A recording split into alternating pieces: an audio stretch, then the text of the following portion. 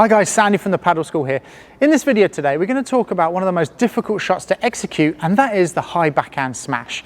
Now, if this is something that you're struggling with, knowing where to hit the ball, how to hit the ball, what kind of speed to put on the ball, then this video is going to be for you, and you're not alone. Like every player from beginner level right up to World Padel Tour level finds it difficult to kind of finish the point with this high backhand smash. And it's actually a reason that you see a lot of players in the World Padel Tour hitting the ball high to the player on the backhand side. So in this video, we're going to talk about what you should do when the ball comes high to your backhand side, the technique you should use, how you should be hitting it, and also when is a good time to bring this into your game to make your opponents hit that same shot.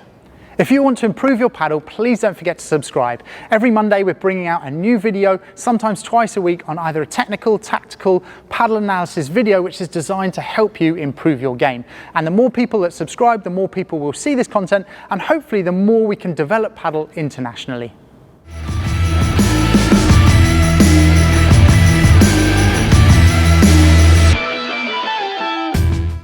So to begin with, what qualifies as a backhand smash? Well, I'm considering that to be anywhere where the contact is above your head height.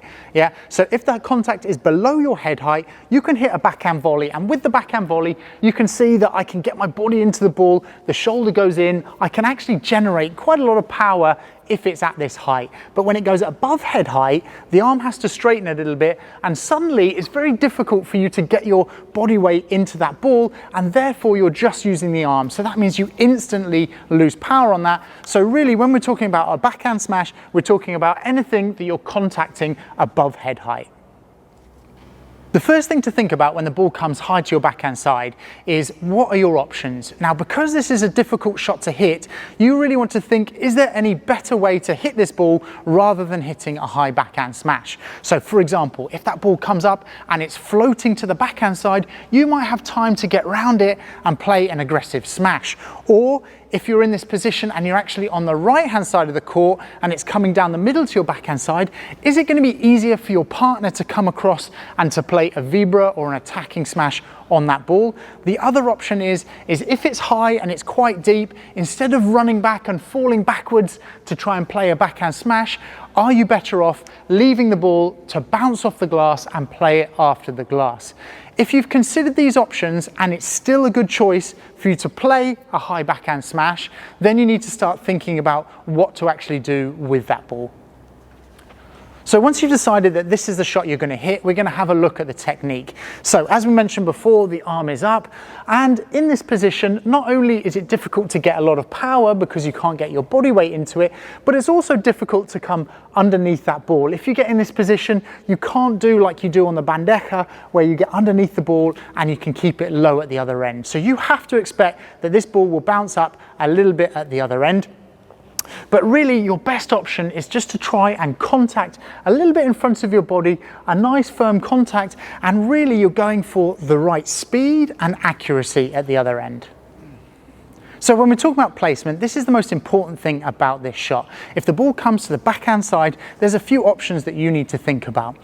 First of all, you want to play to that open side. So if you're on the left-hand side of the court, you want to play either down the line towards the fence or the glass, or to the middle of the court, but you don't want to play across court, because if you play cross court, that means that you're going to have big gaps that you then have to cover with your partner, and also it's difficult to be accurate with that ball. If you're playing on the right hand side and you get a high ball down the middle, you want to probably play that cross court or down the middle, because that means then it's going to be easier for you to cover the court. Now, when it comes to the speed of this shot, this is also really crucial. You want to play a ball that forces them to have a difficult next shot, so you want to try and land that second bounce near the glass if you can. If you can come here and you can hit with one bounce and it hits the fence or the side glass, that's perfect. Or if you play down the middle, the second bounce is near that back glass, which means that they have to defend. Now, if they hit high to your backhand and you see them coming forward, then again, you want to play to the gaps or play down to their feet, again giving them a difficult next shot. The two most common errors for this shot are, firstly, going for it when they don't need to. So for example, it could be a deep lob and they're running back and they're playing a backhand smash like this when it would be much easier to let the ball bounce and play it after the glass. Or if it's a kind of lob and they have time to move around and play a forehand, but instead of moving, they're waiting and they end up trying to play a backhand smash. And the other common error is that players go for too much on this ball. If they've come from tennis, you can often finish the point in tennis with a backhand smash. So players from a tennis court come to paddle and they're trying to finish this ball on their high backhand smash, and really there's too many options for your opponent, and it means that strategically it's a bad move.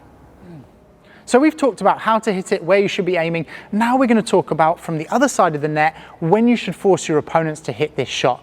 Now, if you look at the World Padel Tour level, those players, they use it a lot off the return, because on the return, the servers, they come forward and they're in set positions. So it's easier to hit that shot when you know what the positions of your opponents are. They do it less often in the middle of a point because the players are constantly moving and it's difficult to anticipate that. So if you're intermediate level or above, I would recommend to start practicing this and putting it into your game, and usually easier either on the return or when you get an easy ball and you can see where your opponents are and you just hit the ball up to their really high backhand volley, again above head height. Now this is something that requires a lot of practice, because at the beginning, if you start hitting them a little bit lower, your opponents are going to be able to attack that backhand. So just keep practicing that, keep trying to get enough height. It's better that you hit too high and too hard so the ball goes over them and then go to the back glass, rather than you hitting too low where you'll be attacked. So many players think that this is an easy shot to hit and also an easy shot to make your opponents hit, but really it's actually quite difficult and requires a lot of practice and patience. Now, if you want to improve your technique, we've also got a great one-to-one course where we go through how to be aggressive with the volleys, what you should be looking for when you hit the overheads, and I'm actually teaching a student on the court, so you see the progressions, you see the drills you should be using, and it definitely will help you improve your game.